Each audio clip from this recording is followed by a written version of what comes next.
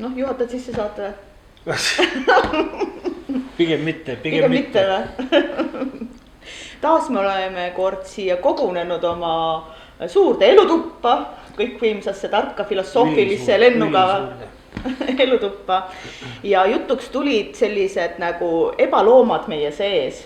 Et ma loen siin ette neid ebaloomasid, mis me oleme nagu kokku saanud ja vaatame, et mis meid puudutab ja mis lugusid nad meie sees nagu räägivad, need imelikud ebaloomad.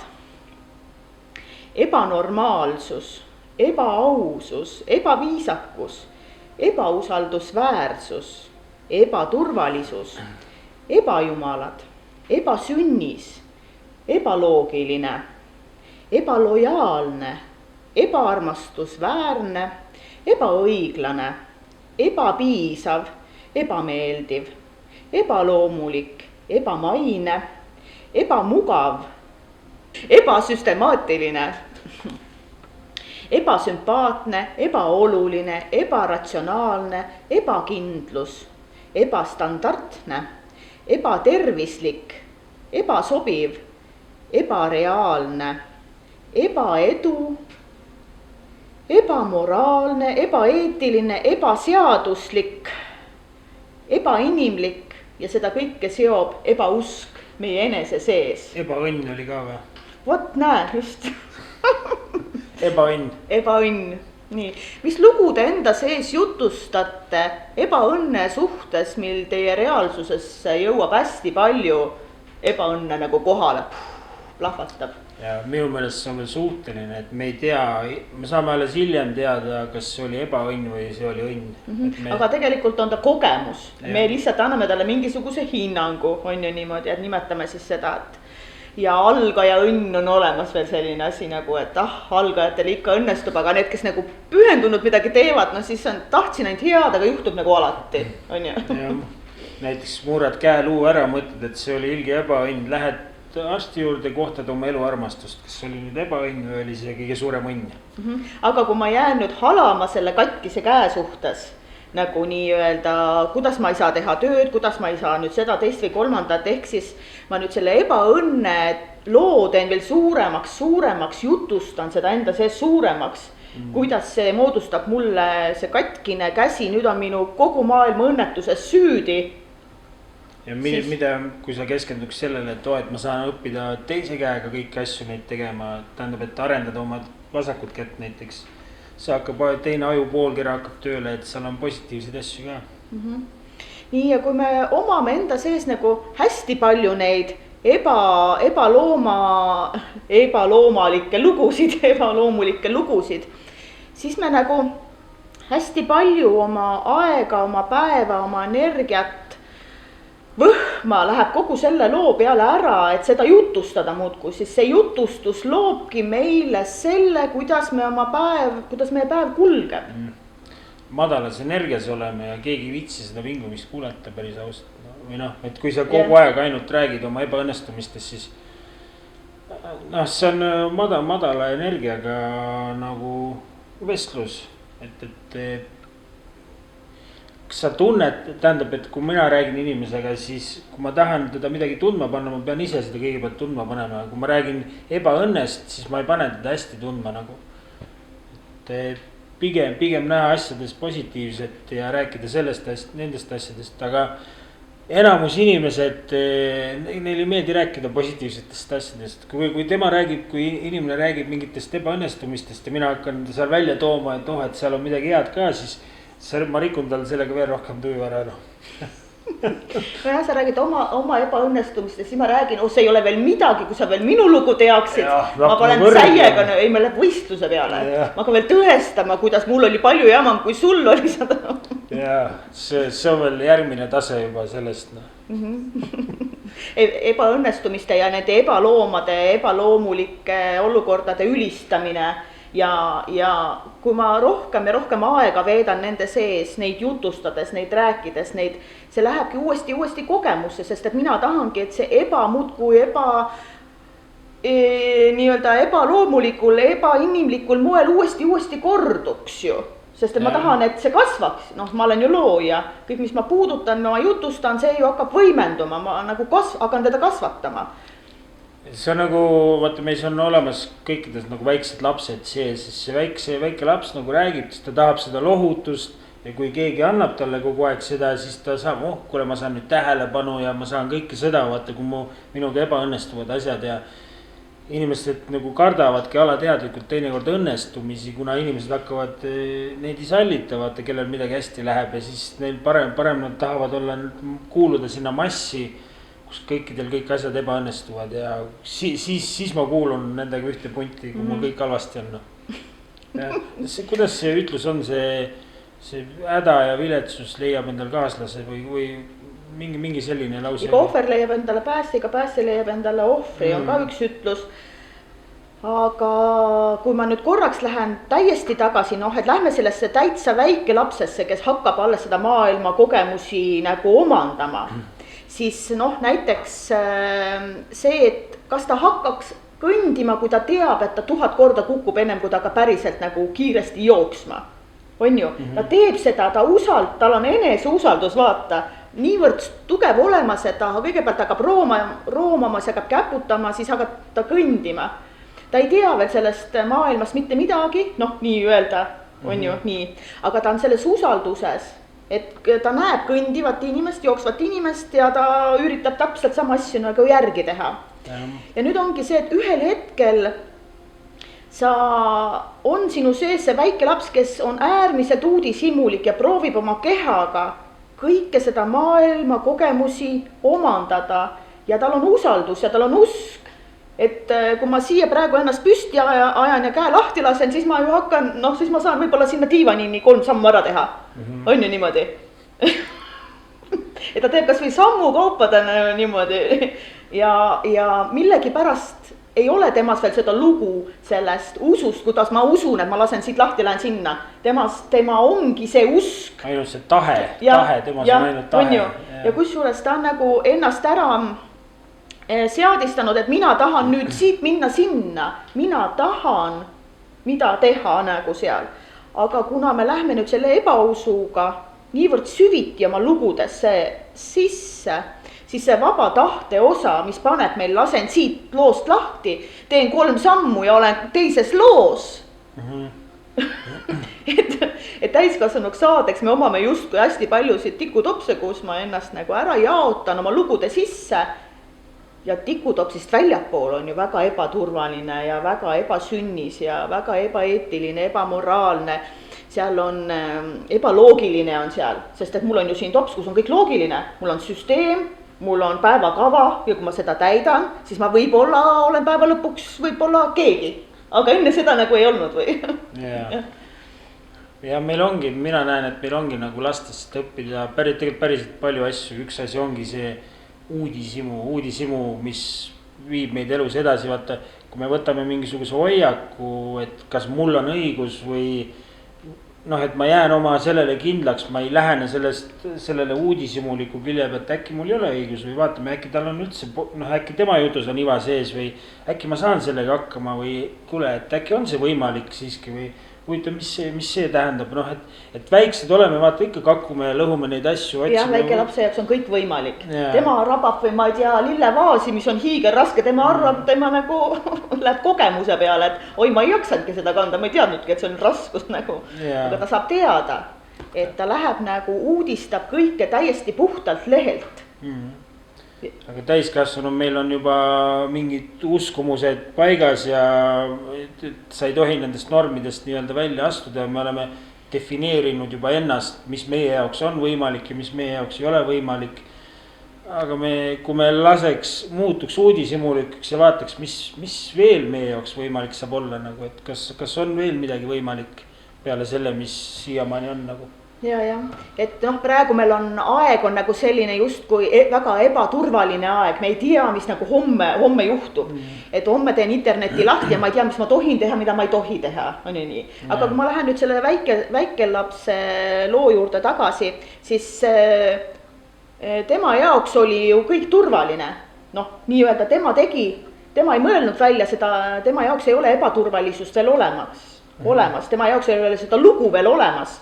Ja tema proovib, katsetab, maitseb, ronib, kõike lubab endale ja ta ei tee interneti selle jaoks lahti, et teada saada, kuidas inimeseks olemist nagu kogeda, on ju niimoodi. Et tema jaoks see turvalisus on 100% olemas. Ta usaldab seda hetke, kus ta nagu asub, on ju niimoodi. Ta asubki hetkes, meie ei asu hetkes, lapsed asuvad hetkes. On ju, ja sellest tulenebki see, et selline, et kuidas ja mida rohkem sa enda sees omad neid ebalugusid selliseid, et puutud kokku nagu selliste ebaaususega ja puutud kokku ebasiirusega näiteks, siis ju tekib, et väike laps on üleni siiras, ta on täiesti vahetult siiras, midagi ei meeldi. Saad aru, noh, on ju, et see tähendabki seda, et kui sa puutud kokku nüüd täiskasvanu eas väga palju selle ebasiirusega, siis mul on nagu küsimus, et huvitav, kui siiras sa oled iseenda suhtes, iseendaga, et sa koged reaalsuses ebasiirust. Ei olegi, sa näed enda sisemaailma põhimõtteliselt igal pool ümber, noh, et see peegeldad nagu ennast teistele inimestele, et kõik, mida sa näed endas. Ma kuulsin üks päev hästi targa lause, et need inimesed nagu, kellel meeldib nagu hukka mõista või sildistada, aga teiste inimeste mõistmine annab võimaluse sul ka ennast mõista ja ka armastada. Sa ei saa teist inimest nagu täielikult armastada, kui sa ei mõista teda, kui sa hakkad teda hukka mõistma, sa ei tea, mis teda motiveeris midagi tegema, vaid sa lihtsalt, ei, see on vale. Sa võid selles suhtes jah, et see ei ole nagu sinu mõistes õige käitumine, aga sulle tuleb endale kasuks, kui sa oled uudishimulik ja mõtled, mis teda võis niimoodi käituma panna.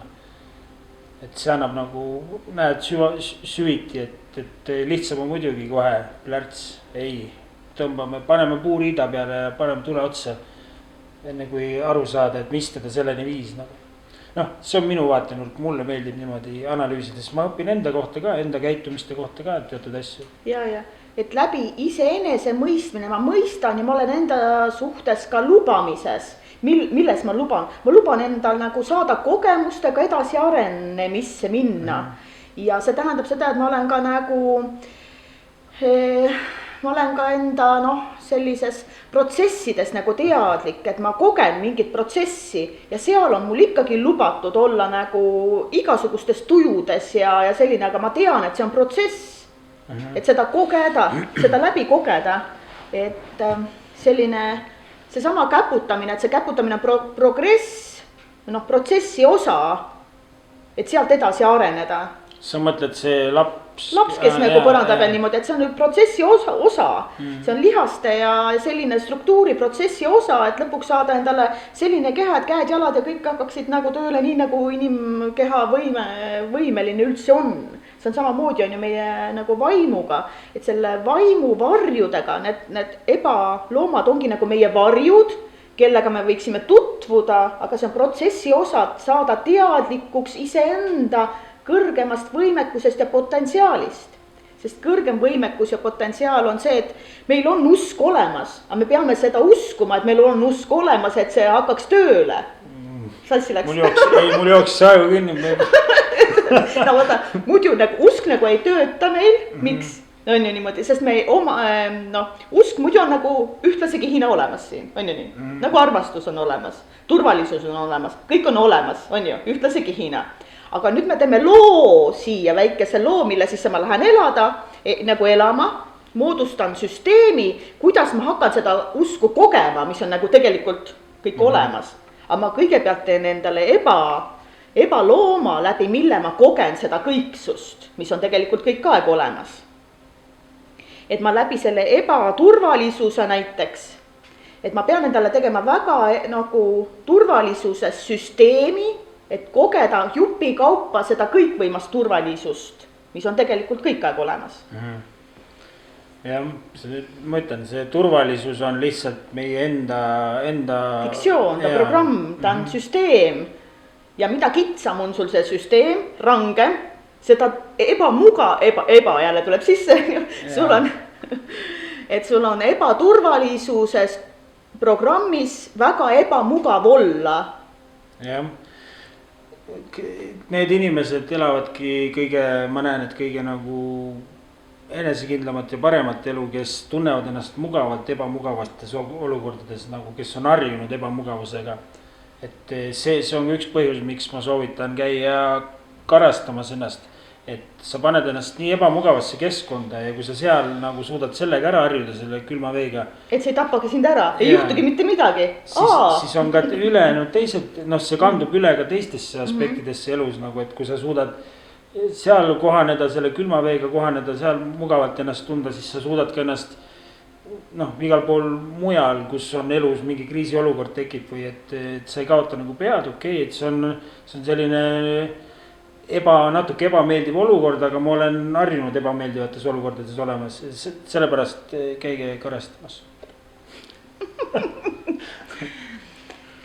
Nii, kuidas siis tegeleda või kuidas, et kui ma tajun, et minus praegu need sõnad, mis ma kõik ette lugesin, et mind puudutasid, et ma kohtan oma reaalsuses päris palju sellist ebausku ja kõiki sellist, mis tekitavad mulle ebamugavusi, annab ju teada sellest minu ebaloomast, minu enese sees, on ju niimoodi. Aga just see, et olla haavatav ja võtta vastu, et praegu on niimoodi. Mitte, et see on hea või halb, kus ma asun, vaid praegu on niimoodi. Ja see järgmine samm, nagu see laps teeb ühe sammu kaupa sinna, ühe sammu, mis ma järgmisel minutil saan teha niimoodi, et mul ei oleks nii ebamugav. On ju? Et mis valiku ma nüüd saan teha, ma valin tegelikult teise loo, ma jalutan siit loosest teise loo sisse ja järjest teen uusi lugusid, mille sisse ma edasi jalutan, ehk siis võtan neid ebamugavuse programme nagu järjest maha, hakkan tasakesi võtma. Kui ma ühe korraga maha võtaksin, siis ma saaksin ilmselt paugu pealt valgustunuks ja ma saan kas südame või ajurabanduse või insuldi või mingi väga tugeva terviserikke. Ja ma ei tea, kas on üldse võimalik seda teha, nagu ma nüüd tahan, et nad kõik korraga maha tuleks, see vist ei käigi. See on nagu mõnikord toimub see hästi sügava murdumisega, näiteks selle Eckhart Tollel oli niimoodi, et ta ühel õhtul oli nii sügavas depressioonis, et kõik ma ei taha enam olemas olla, kõik. Ja see mõte, see tahe, ma ei taha enam olemas olla, nullis ära kogu tema senise maailma loo programmi tõmbas maha ja ta sai ja millegi pärast süda ja aju ja kõik pidas nagu vastu tervis ja ta sai oma vanast loost välja, tegi uue loo ja see on tühi lugu, alguses hakkad sinna looma seda lugu. Ja nüüd, kui sa hakkad looma, sa hakkad valima ju, mida sa sinna lood. Jah, tahtlikult, siis saad ma mäletan kui ma sain neid uusi programme, ma tahtsin nii väga omaette olla, mõtlesin, ma pean kõik ümber mõtlema, mis mul nagu elus on toimunud. Et mul oli vaja nagu uud nagu arvutile paned midagi sisse installima, vaata samamoodi, et ma üritasin nii kiiresti nagu seda infot töödelda, kõik uut nagu endasse nagu lasta ja siis järjest see maailmapilt nagu avardus seda tees nii-öelda. Jah, et kui hakkad tasakesi oma jutustatavatest lugudest väljas käima, ehk lähed siis selle neutraalsesse vaatleja positsiooni. Sul ei ole seal hinnangut, sa lihtsalt näed, tema on selles kogemuslikus programmis hetkel, protsessis, tema on seal, sul ei ole hinnangut, see on õige või vale. Ei, ta on täpselt seal, kus ta olema peab ja teeb seda, mis talle nagu tema võimekuse piirides. Aga kui me arvestame seda, et inimese võimekuse piirid on niivõrd kõrged, niivõrd ülevad ja niivõrd siis me kasutame oma võimekuse potentsiaale oma pisikestes programmides ikka nagu ülivähe, on ju. Aga meil on see tunne, see igatsus, et see kõik võimalikkus on olemas, millega see ühendus, see niidikene selle hinge nagu sellise kõrgema potentsiaaliga on kogu aeg olemas ja see ongi see, mis tegelikult meid hingama paneb. Miski ju hingab, on ju nii. Me oleme loo sees ja kui me korraks saame loost välja neutraalsesse vaatleja positsioonile, on ju niimoodi, siis seal ei ole hinnanguid. Hinnang on alles siis, kui ma olen loo sees ja läbi enda loo vaatan sinu lugu ja ma läbi enese ebafiltrite vaatan sinu ebamaailmat nii-öelda. Ja siis ütlen sulle, kuidas ma seda nagu näen või tunnen või tajun läbi selle kehastuse.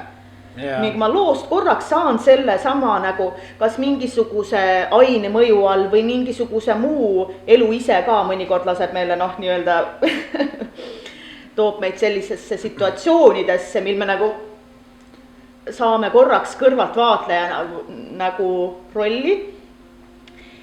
Ja mõnikord on see, kui ma väga-väga palju aega läheb mööda, ehk vaatan mineviku asju nagu ja ma olen mineviku loost välja saanud, siis ma saan aru, see oli selleks kogemuse jaoks mõeldud. Nii. Seal kogedes ma tundsin küll nagu emotsioone sinna-sanna ja maailm oli noh, selline. Aga kui ma välja saan, siis ma tean, see oli üks väike osa kogu sellest protsessist. Noh, et mis ma siin sama on ka nagu depressiooniga, vaata kui inimene on depressioonis, siis ta on nagu oma selles loos nii sees, ta on kaks erinevat moodust, kuidas asja nagu näha. Kas sa oled selles õudusfilmis sees, sa oledki selles õudusfilmis sees või sa oled kinos ja sa vaatad kõrvalt nagu ja sa tead, et see ei ole päris. Aga samas, noh, sa ikkagi tajud läbi oma keha, sest et kõik see, mida sa nagu näed, kuuled, lõhnad, asjad, sa oled kogemises sees, sest sa ei tee nagu vahet, sinu teadvus ei tee vahet. Kas sa nagu vaatad teatrit, vaatad sa filmi, on ju niimoodi. Või niisama kujutad, fantaseerid lood, kujutluspilte endale ette või näed sa und. Su teadvus ei saa sellest nagu aru, tema jaoks kõik aeg. Lugu käib, kogu aeg lugu käib.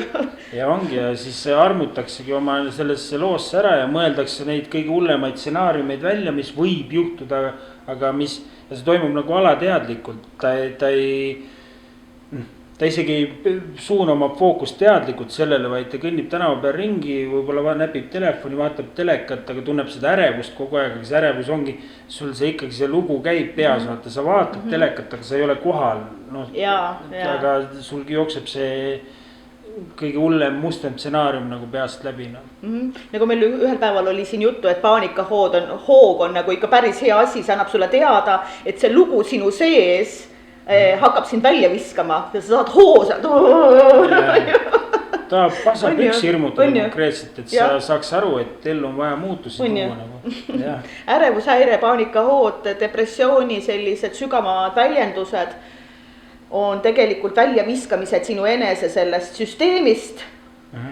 Aga me kipume ikkagi nagu oma loosisse tagasi minema, sest me arvame, et see olengi mina, ma olengi selline.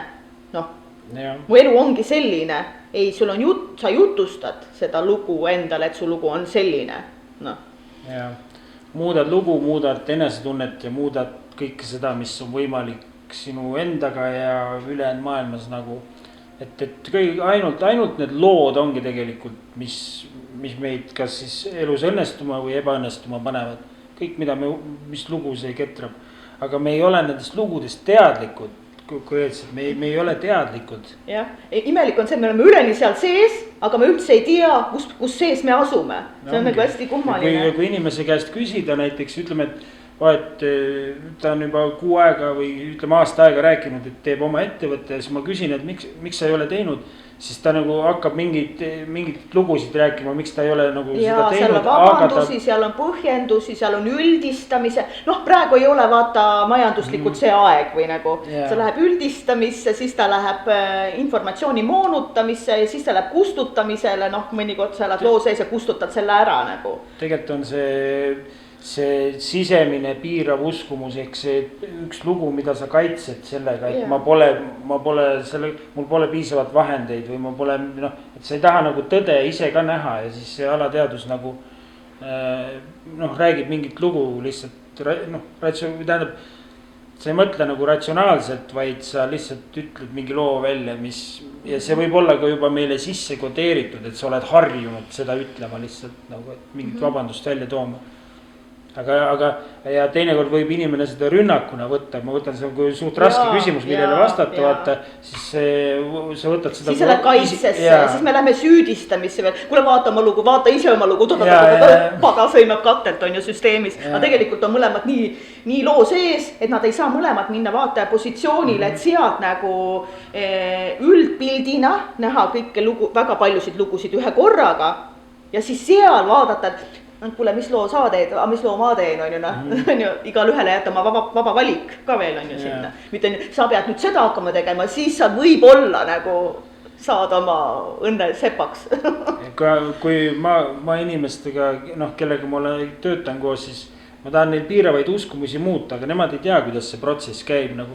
Aga siis ma tahangi nagu, küsin nende käest, et mingid asjad, mida ta tahab näiteks enda juures muuta, kui ma küsin neid küsimusi, aga need ongi suht otsesed. Ja siis ta nagu hakkab see ego rääkima, kuulad, okei, no räägi tühjaks ennast siis vaata. Vaatame nüüd, mis tegelikult see põhjus on, vaata. Ja me lähme sellesse kas kaitsesse või rünnakusse või siis mängin surnut. Ehk siis noh, lähen sellesse nii-öelda tardumisse. Siis on ju, et ma ei tee igaks juhuks mitte midagi, sest et kui ma midagi teen, siis kindlasti juhtub midagi, mida ma ei saa kontrollida, et vaata kõige ebaloomasid hoiab ju kinni ja nagu ju see, et ma tahan neid kontrollida ka veel, noh, enda sees. Ma kõigepealt loon nad, siis ma toidan need, kasin neid, koristan nende eest ja siis ma loon neile programmi, et need paljuneksid ja siis ma hakkan seda süsteemi kõike kontrollima veel. Ma mõtle, kui palju aega, energiat, ressursse ja nagu vaimu mahtu läheb selle jaoks ära. Aga nad on olulised, sest see on kogemus. Ta on kogemus. Kui ma ühel päeval selle vastu võtan, siis muutub see alles kogemuslikuks tarkuseks selle, ma sain teada, noh, sa saad teadlikkust oma loos. Jaa, aga need lood, need väljamõeldud lood, need ei ole nagu tegelikult väljamõeldud, et sind kahjustada, vaid nad kaitsevad mingit osa sinust. Nad on kaitsesüsteemide ühed osad, aga kui ma lähen üle kaitsesse, siis nad lähevad hakkavad mind kahjustama. Minu lugu, minu tervist, minu suhtumist endasse, maailma hakkavad nagu noh, ongi, kui iga asi, mis on üle võimenduses, hakkab lõhkuma.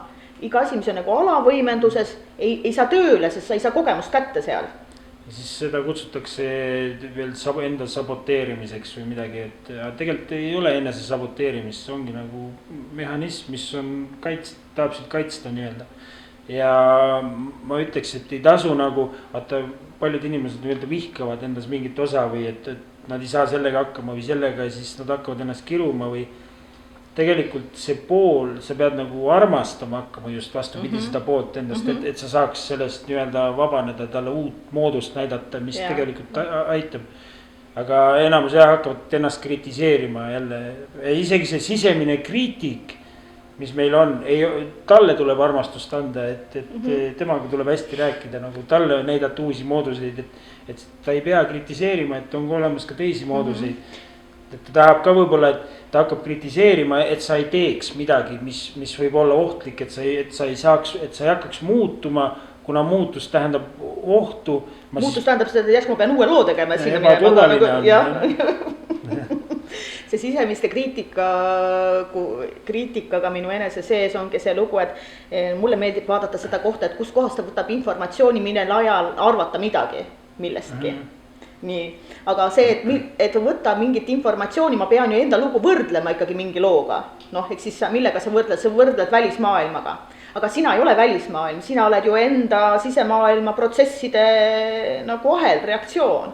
On ju niimoodi. Järelikult see kriitik saab ainuüksi olemas olla sellepärast, et talle antakse tööd, et ta peab jälgima, vaatama lugu ja jälgima seda teiste lugudega positsioneerima ennast hakkama. On ju? Ja siin tuleks sul kasuks see 100%-line, no nii ausus, kui ausus sa saad olla. Aga need lood, need on tegelikult ju valed. No, nad on tegelikult valed, aga me teeme automaatselt, me valetame. No, me ei pea keegi ennast eriti valetajaks või valelikuks, aga need on need väiksed valed, millega me peame katma neid järjest seda suuremat valet, mis seal all on. Nagu need lood on valed, mis peidavad seda suurt valet, mis seal all nagu tegelikult on, milleni me peakski jõudma, sest ongi nagu see sisemine, siis see kõige suurem lugu, mis me peame nagu endas ära muutma. Kui me selle alumise vale üles leiame, mida me endale räägime, siis kukuvad need kõik teised kokku ja siis saabki see uus uskumussüsteem nagu või see uued lood siia peale ehitada nagu. See on võimalik, mis sa praegu rääkisid, et lähed nagu algahel reaktsiooni ja teed programmilise muudatuse, tegelikult on see võimalik ka. Aga üks võimalikustest, kui ma nagu jällegi lähen kõrvalpositsiooni ja räägin, kuidas on see, et ma lähen vanasse programmi, lähen algversiooni, kas ma pean seda tegema? Ei, kui ma olen kõikvõimas looja, siis ma saan teha uue loo ja loon uue algversiooni, noh nii-öelda, et ma saan ka minna välja ja teha uue.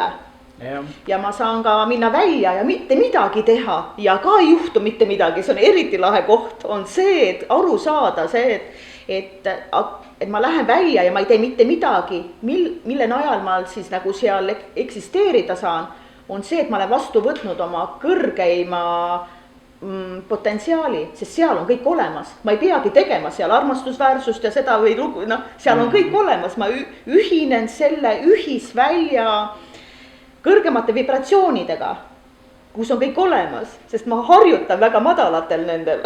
Ja kuidas leida see kõige sügavam see uskumus siis või üles on, siis no praktiliselt saab seda nii, et kui sa tunned, et miski ärritab või sa reageerid üle, vaata.